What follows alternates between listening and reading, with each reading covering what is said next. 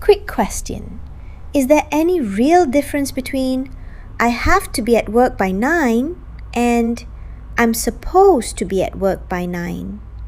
They sound almost identical, but they actually mean two very different things. And by the end of this episode, you'll never confuse them again. This phrase, supposed to, genuinely confuses so many learners. So today, we're ending that confusion for good. Let's get into it. Floating topic bubbles. Grammar, fluency, speaking, listening. Hello everyone, welcome back to Speak English with Lynn. I'm Sophie. And I'm Liam. Before we start, quick favour. If this episode helps you, please subscribe to Speak English with Learn. Alright, let's start with the basic structure. Subject plus a form of be plus supposed to plus the base verb.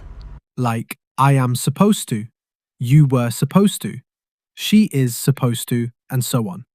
Be just changes depending on the subject and the tense. And in speech, we almost always contract it. I'm supposed to. She's supposed to. Much more natural than saying it fully. Let's talk pronunciation for a second too, because this trips people up a lot. Most speakers actually drop the final d sound in supposed. Right, it's not supposed to. It's more like supposed to. The d just disappears to make it flow smoothly. You'll also hear people say it even faster, almost like s'posed to, dropping that first vowel sound entirely, cutting two syllables down to one. That's extremely common in fast, casual conversation. So don't be surprised if it barely sounds like the written word at all. Now, let's get into how we actually use this phrase, because there are several distinct meanings. The first use is for duty, obligation, or an arrangement. It's similar to have to, but not exactly the same. Let's go back to our opening example. I have to be at work by 9 versus I'm supposed to be at work by 9. Have to is a strong obligation, something required. Supposed to is more like an expectation, something you're expected to do but might not actually happen. Let's expand those. I have to be at work by 9 because we have a team meeting every morning. That's firm, non-negotiable. I'm supposed to be at work by 9, but because of traffic, I'm often late. See the difference? It's an expectation, but reality doesn't always match. More examples. I'm supposed to buy a cake for my husband's birthday. We're supposed to submit our proposal by Friday. Our kids are supposed to be washing the dishes, but you can hear them having a water fight upstairs instead. Notice that last one used be plus an ing verb, showing something's expected to be happening right now. There's also a passive version, be supposed to be plus a past participle. Like, the package is supposed to be delivered by Friday. Now, what happens when we move this into the past? We use was or were supposed to. And here's the key thing. In the past, this almost always means the things didn't actually happen. Like, you were supposed to be here hours ago, meaning you weren't. You were seriously late. Or, I was supposed to budget for my husband's birthday, meaning I completely forgot. So remember, in the present, it's just an expectation. It might or might not happen. But in the past, it's basically always a broken expectation. There's one exception though. Sometimes we spending don't know if it happened or not. Like, did Sam post the letters this morning? He would some guff, but seen him yet. Right. There, the speaker honestly doesn't know the outcome yet. Now, let's flip it negative. Not supposed to. This can mean not allowed. But here's the nuance.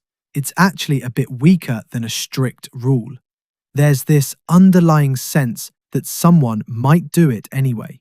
Like, Students are not supposed to use their phones during class. It's a rule, but we all know some students still sneak a peek. I wasn't supposed to eat sweets before dinner as a kid, but let's be honest, sometimes I did anyway. Or, can we touch the sculptures? No, you're not supposed to. A rule politely stated. Now, here's a pronunciation detail that's actually really important. Listen to the difference in how to so unts in these two sentences. You're not supposed to touch the sculptures. Versus, you're not supposed to. In the first one, to is said quickly with a soft schwa sound since a word follows it. In the second, since nothing comes after it, to gets pronounced fully. If you say the weak, quick version at the very end of a sentence with nothing after it, it'll still be unstud, but it sounds a little unnatural. So, general rule.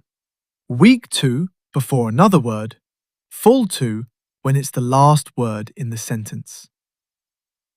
Now, let's compare supposed to with should, because these get mixed up constantly. Here's our other opening example. I should stop drinking coffee in the evening versus I'm supposed to stop drinking coffee in the evening. Should is your own opinion, something you personally believe is a good idea. But supposed to implies someone else thinks it's a good idea. Maybe a doctor, maybe a friend, not necessarily you. Like, my trainer said I'm supposed to warm up before workouts. That's clearly someone else's instruction being passed along. And not supposed to can also mean shouldn't, something that's not a great idea, but you might still do it. Like, you're not supposed to brush your teeth immediately after eating, but plenty of people do it anyway out of habit. Or, my Italian friend said carbonara isn't supposed to have cream in it, but honestly, that's how I've always made mine. There's actually one more really useful meaning of supposed to, describing common belief or reputation. Basically, everyone says this, but I'm not totally sure myself. Like, snake plants are supposed to be easy to care for. Or, breaking a mirror is supposed to bring 7 years of bad luck. Or, she's supposed to be a brilliant doctor, meaning that's her reputation, though you might not have first-hand proof.